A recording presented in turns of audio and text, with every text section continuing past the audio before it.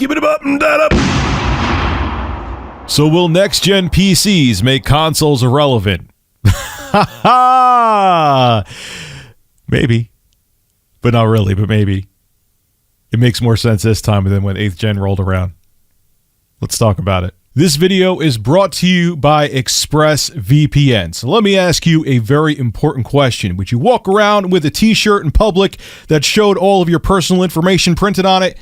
You wouldn't? Okay, well guess what? If you don't have a VPN, that's exactly what you're doing on the internet. But with a VPN like ExpressVPN, it covers up that shirt that's showing all your information so no one can take a peek at what you're doing on the internet. Now, you ever get annoyed when you go on YouTube and they tell you that a video isn't available in your country? Well, guess what? With ExpressVPN, you could be in any country that you want to. So that video that's unavailable, go to a different country where the video is available using ExpressVPN, and now YouTube content isn't blocked anymore. I use ExpressVPN for that. ExpressVPN is super simple to use. You literally click a button and your internet connection is fully protected. ExpressVPN also offers the fastest speeds, and they are the top-rated VPN provider by TechRadar, CNET, The Verge, Comparitech, and many more. Find out how you could get 3 months free by clicking the link in the description below. That's expressvpn.com/RTU. Again, that's expressvpn.com/RTU. So late in February, we got an official post from Xbox's Phil Spencer talking about detailed specs, at least more detailed, of the Xbox Series X. And they are impressive. I talked about them on Twitter last night. You should follow me on Twitter. I'll have a link to my Twitter below in the description. And it got people heated because just, I don't know. People like to be angry on Twitter. I think it's a requirement to actually be on Twitter is that you have to be pissed off at things or you shouldn't be on the platform. But look, there's a lot of impressive tech inside next-gen consoles. A 12 teraflop AMD GPU, baked-in ray tracing, variable refresh rates, auto low latency mode. If you have an HDMI 2.1 TV, it'll be compatible with. If you have an HDMI 2.0 TV, you're going to miss out on those features.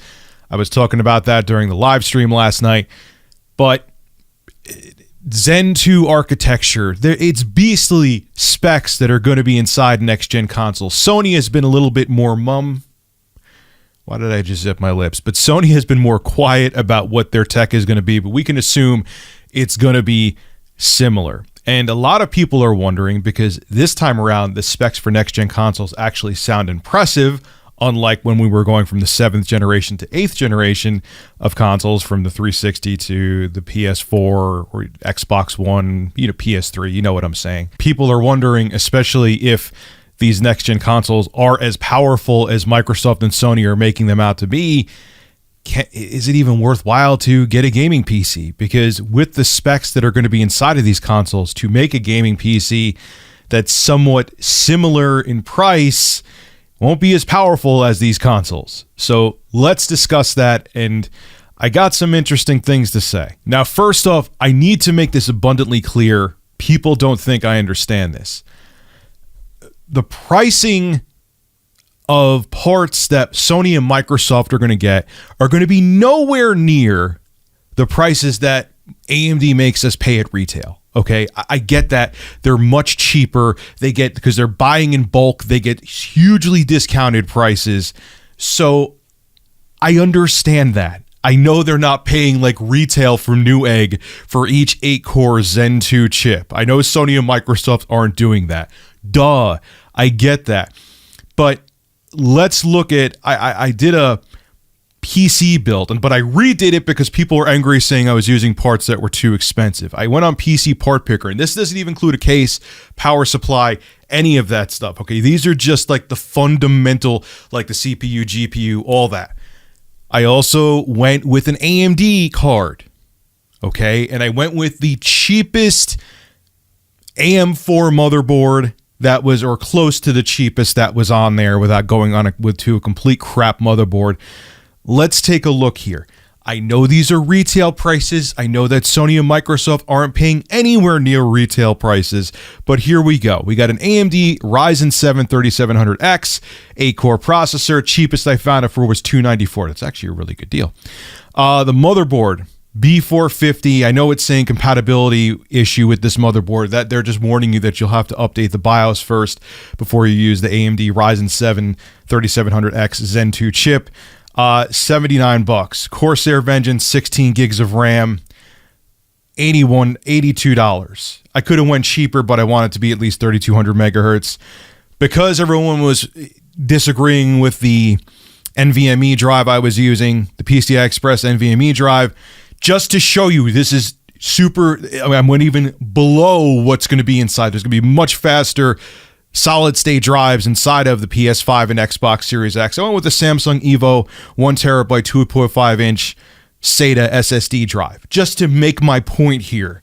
And then you have the Gigabyte Radeon RX 5700 XT. People were also getting annoyed because, Rich, you can't compare the performance of a NVIDIA card to an AMD GPU. So here, look, okay, fine. Here's a Gigabyte Radeon RX 5700 XT.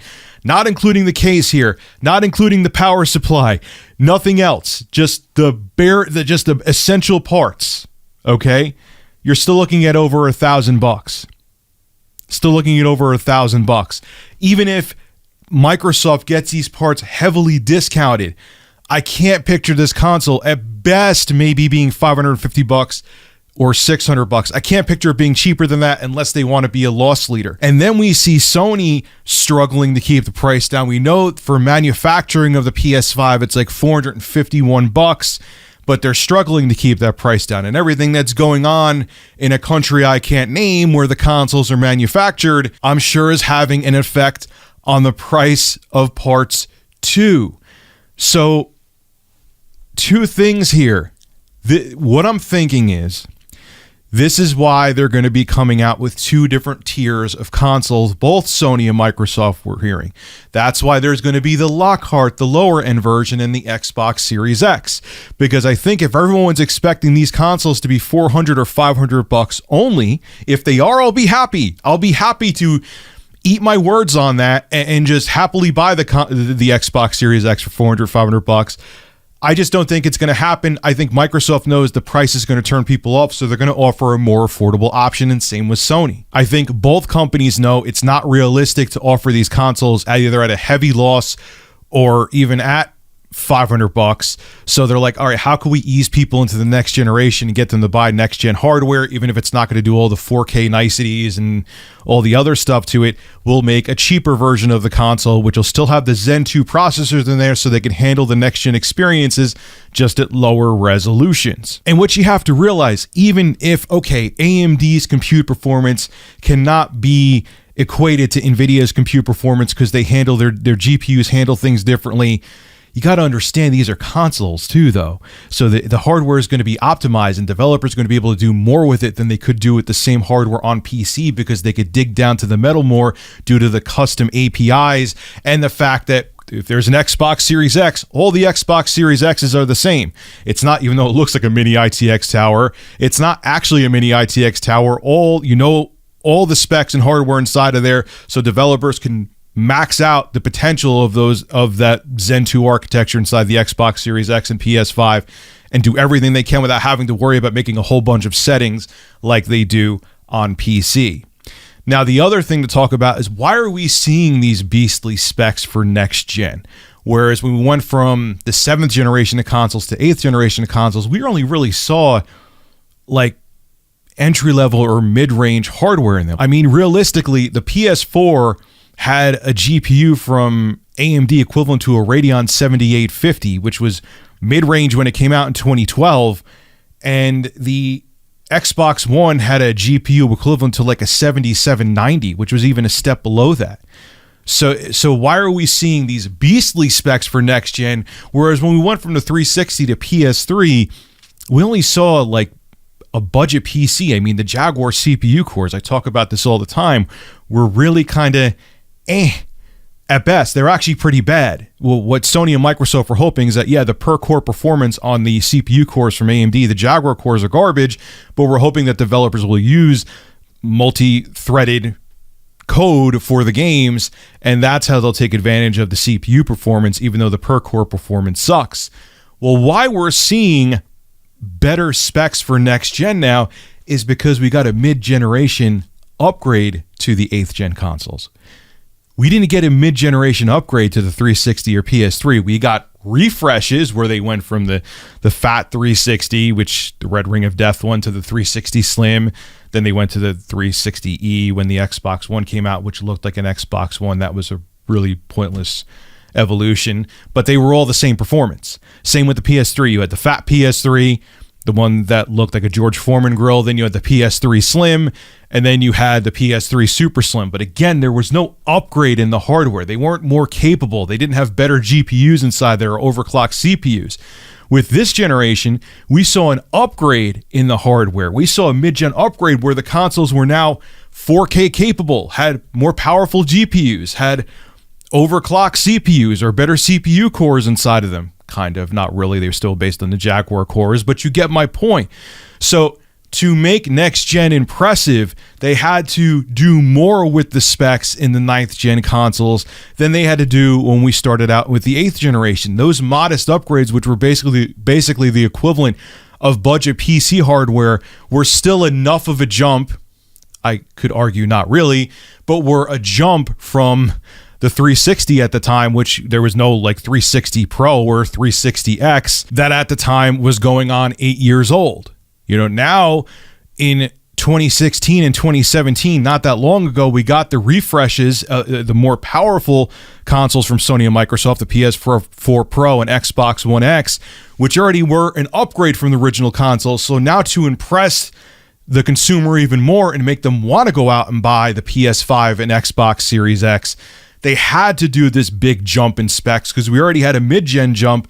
And I have an Xbox One X next to me right here, and games still look really damn good on it. They do. Like playing Red Dead Redemption 2 on this console running at native 4K is very impressive. So they had to do another big jump. They had to do a bigger jump than what they did from the 360 to the Xbox One or the PS3 to the PS4 because of these mid-gen refreshes that we didn't have in the 7th generation. We didn't have 7th gen refreshes. So it's interesting, man. So at the end of the day, do I think that next-gen consoles are going to make PCs irrelevant for people who maybe want to get into PC gaming and don't already own one?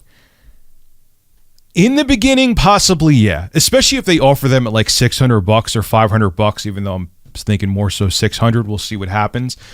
Because you're going to be hard-pressed to build a PC at that price point that's going to perform like these consoles. And even if I understand they're not going to be using the same clock speeds on the CPU cores as in the 3700X, and the GPU may be gimped in certain ways, but it's a console and developers are going to be able to utilize the hardware in ways they can't on PC, so they're going to get more out of it than they would with the same hardware on a PC, like I said earlier in this video.